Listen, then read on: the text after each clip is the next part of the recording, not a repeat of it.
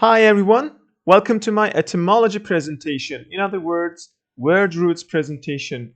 Why is etymology so important? Let's see. But before that, let's talk about words.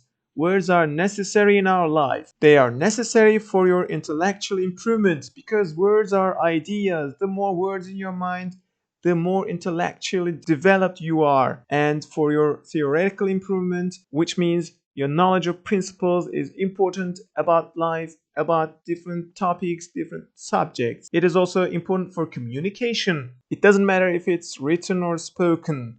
You can communicate better with more words. Also for your education, therefore, because you have a better understanding of words, a better understanding of the world and principles, and you can understand faster than your friends, faster than everybody. It's useful. The more words you know, the more efficient your learning is. It's also important for your job because you have a better chance to be employed with a developed level of vocabulary, with a developed command of English, for example. Because if I were an employer, I would employ you when you are more able to express yourself with different phrases, idioms, proverbs, technical terms even. And therefore, considering all of these, it's important. I mean, words are important for more confidence. As a result, knowing roots to enhance learning vocabulary is necessary for more words. So, when you learn roots, you'll have the ability to guess meaning without a dictionary. You can try to find the meaning, at least roughly. For example, when Leonardo DiCaprio's film was coming, I saw the name The Revenant, it's pronounced as this. I tried to sort out what it means, thinking, is it then, and? Re is back, I know that. And ven is from veni, vede, vici, I came, I saw, I won, it's about victory. And then means come. So come back, and someone who comes back. In Turkish it means ghost, hayalet, hortlak. Yeah, sort of. What is the relation between them? So when you look at the English definition, it's a person who has returned, who has come back, especially supposedly from the dead. So here is the example sentence. He was 300 years old, a terrible living revenant. Here comes a new film, Covenant, yaratık. So this creature is covenant. Ko means together, ven means come, coming together. So if people come together, they agree, right? It's like kind of compromise or agreement maybe. So is there an agreement between the creature, the alien? I don't know. I didn't watch the film, but there must be some connection. If you guess what will happen, you'll understand the core, the central meaning. Visit. Yeah, we hear this word all the time. Does it mean to go somewhere? Yes, but also to go and see somewhere because the root vis means to see. Therefore, you understand the nature of human language. Words are not independent entities. Words have evolved throughout history. For example, let's look at this root, ba, which means to speak, tell, or say. Then we see it as fans, present participle of fari, and b turns into f. It's usual in languages. Then we have the not in prefix meaning not, and phantom from Latin. It means not speak. So what is the relation?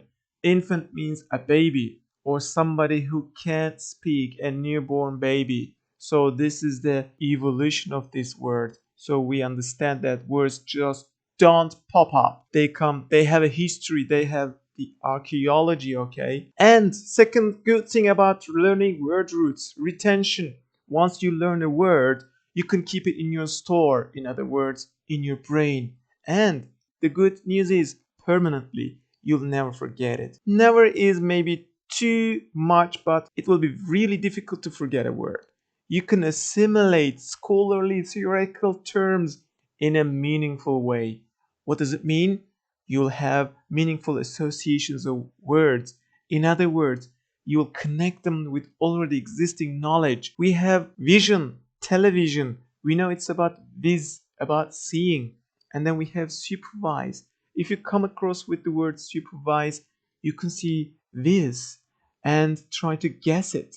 And if you connect them, associate television and supervise, you will go to supervise from television, and it will be better for your retention, for retaining the word. Remembering and recalling the words in store. Of course, keeping words in store in your brain is not enough. You have to use words actively. You have to call to mind them. And while speaking and writing, especially in production stages, you need the words. So what happens if you don't remember a word first time? Just like here, let's talk about supervise first.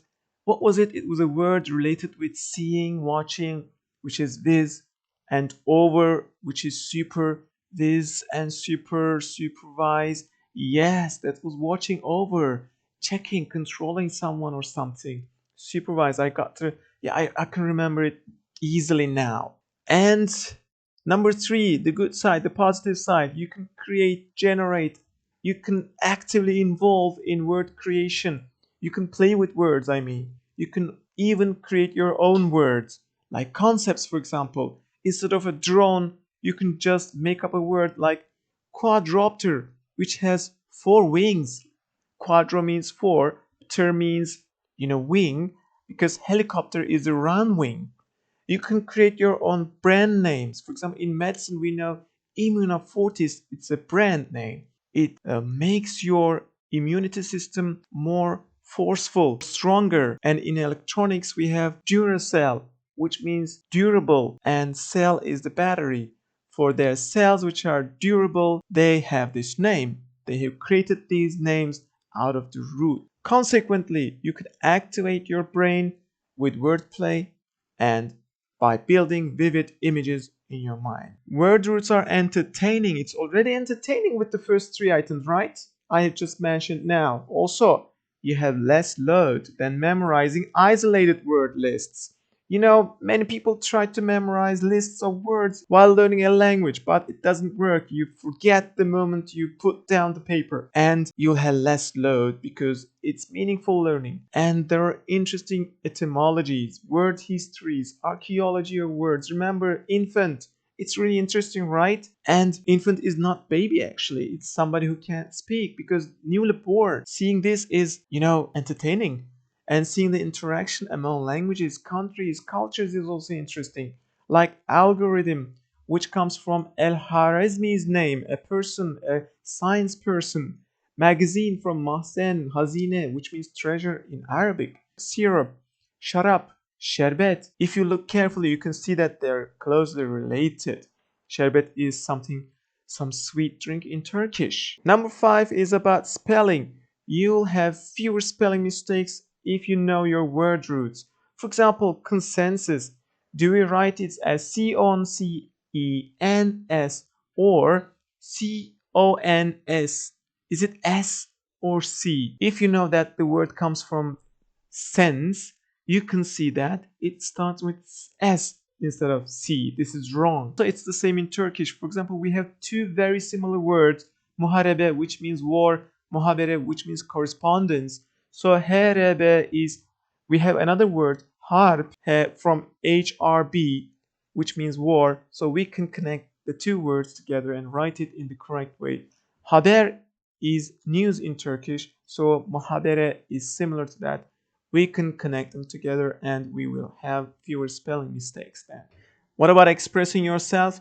More words in stock, more sentences, more ways, more different ways to express your ideas, because it's the power of words, Words can change the world. They are really, really important. But this is the bonus part for you. Roots might be misleading a little bit because trying to guess it might drive it to the wrong side. Guessing wrongly or false friends are to be taken care of. For example, sensible in English means reasonable, but in French it means sensitive. These are false friends.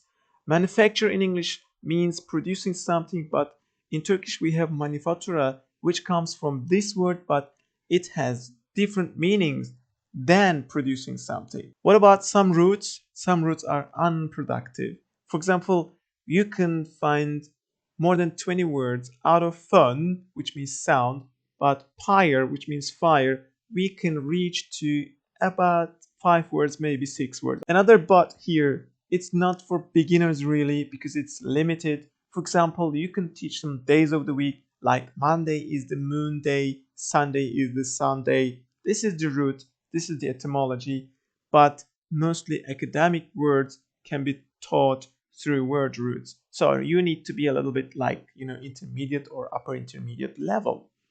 And another thing is that not everyone is interested. Different learning styles, different learning strategies are owned by different learners. So you can learn words by rereading, checking pictures, using a known part, just like in word roots.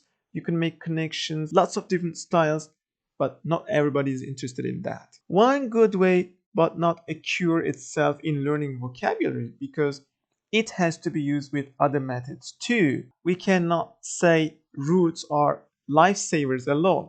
But despite all these, word roots are important and there are many reasons to know your roots. Thank you for watching. That's all for now. See you in our next video. Goodbye, everyone.